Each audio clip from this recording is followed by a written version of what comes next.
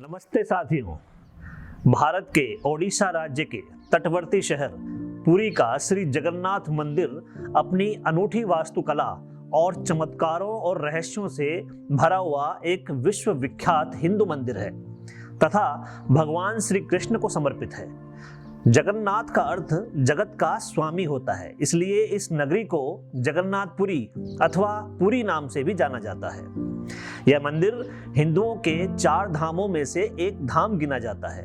बाकी के 3 धाम उत्तर में बद्री विशाल, पश्चिम में द्वारिका और दक्षिण भारत में रामेश्वरम माने जाते हैं। जगन्नाथ मंदिर के मुख्य देवता भगवान जगन्नाथ, उनके भ्राता बलभद्र और भगिनी सुभद्रा हैं, जिनकी काष्ठ से बनी मूर्तियां इस मंदिर के गर्भगृह में सुशोभित है। जगन्नाथ मंदिर का एक बड़ा आकर्षण यहाँ की विशाल रसोई और उसमें बना महाप्रसाद है। यहाँ की रसोई में प्रसाद पकाने के लिए मिट्टी के 7 बर्तन एक दूसरे के ऊपर रखे जाते हैं और जिसे लकड़ी की आग से पकाया जाता है।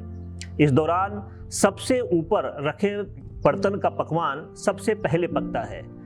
महाप्रसाद को पकाने के लिए 500 रसोइये तथा उनके 300 सहयोगी काम करते हैं। यहाँ बनने वाला प्रसाद न तो कभी कम पड़ता है और न ही कभी शेष बचता है। कलिंग शैली में बना यह मंदिर लगभग 37,000 वर्ग मीटर क्षेत्र में फैला हुआ है। मंदिर के शिखर पर भगवान विष्णु का श्री सुदर्शन चक्र मंडित है, जो कि अष्टधातु का बना हुआ है तथा अति पावन व पवित्र माना जाता है। कारीगरी ऐसी है कि किसी भी दिशा से देखने पर चक्र सामने की तरफ ही देखा हुआ प्रतीत होता है।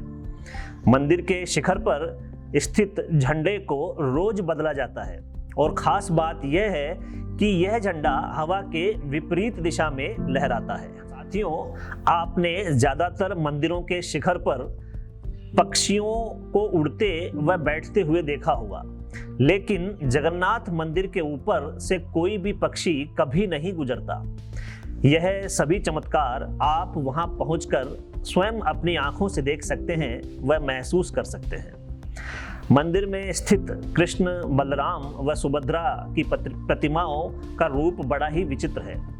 प्रतिमा में उनके हाथ, पैर, पलकें और कान नहीं हैं। उनकी आंखें गोल और बड़ी हैं। कृष्ण काजल के जैसे काले, बलभद्र श्वेत और सुभद्रा हल्दी जैसे पीले रंग की है।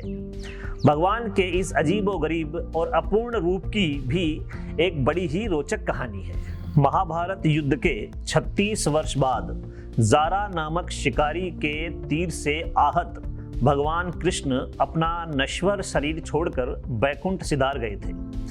उनके हृदय को छोड़कर अग्नि ने संपूर्ण शरीर को भस्म कर दिया था और उनके हृदय को समुद्र को अर्पित कर दिया गया था। वहां पर वह नील माधव नाम की एक सुंदर विग्रह में बदल गया था।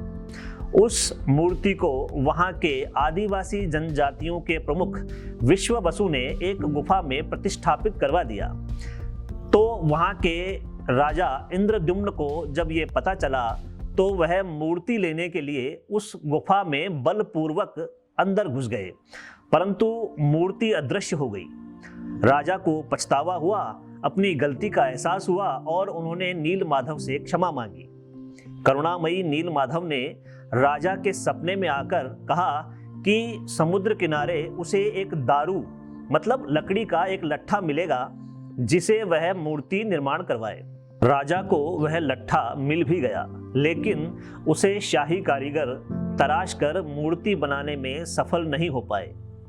फिर साथियों, एक दिन एक बूढ़ा आदमी राजा के पास आया और बोला कि वह उस लट्ठे को तराश कर मूर्ति बना देगा, लेकिन उसकी एक शर्त है, वो ये कि ये काम वो एक बंद कमरे में करेगा और कोई भी उसके काम में व्यवधान नहीं डाले। राजा मान गए और उस बूढ़े आदमी ने खुद को लट्ठे के साथ एक कमरे में बंद कर लिया। कई दिनों तक राजा लकड़ी काटने और ठोकने की आवाजें सुनता रहा, लेकिन एक दिन यह आवाजें आनी बंद हो गई। राजा अधीर हो गए और अनिष्ट की आशंका से उन्होंने कमरे का दरवाजा खोल दिया। अंदर बूढ़े आदमी की बजाय देवताओं के कारीगर विश्वकर्मा जी थे, जो 3 अधूरी मूर्तियों पर काम कर रहे थे। राजा को देखते ही विश्वकर्मा जी ओझल हो गए और तीनों मूर्तियां अधूरी ही रह गईं। राजा ने उन तीनों मूर्तियों को उसी रूप में मंदिर में प्रतिष्ठापित करवा दिया। साथियों, पुरी की जगन्नाथ रथ यात्रा पूरे विश्व व भारत के लिए बड़ा ही आकर्षण का केंद्र रही है। यह यात्रा हर वर्ष जून महीने में आयोजित होती है। भगवान जगन्नाथ, उनकी बहन सुभद्रा और भाई बलभद्र 3 अलग अलग रथों में बिठाकर उनको वार्षिक अवकाश के लिए मुख्य मंदिर से 2 किलोमीटर दूर एक छोटे मंदिर गुंटीचा घड़ तक ले जाया जाता है। श्रद्धालु भक्त रस्सों से खींचकर इन रथों को यहाँ तक लेकर आते हैं और यह जगन्नाथ रथ यात्रा का पर्व 9 दिन तक मनाया जाता है। भगवान जगन्नाथ के चरणों में हमारी श्रद्धा और विश्वास लगातार बढ़े और उनका आशीर्वाद व कृपा हम पर अनवरत बनी रहे।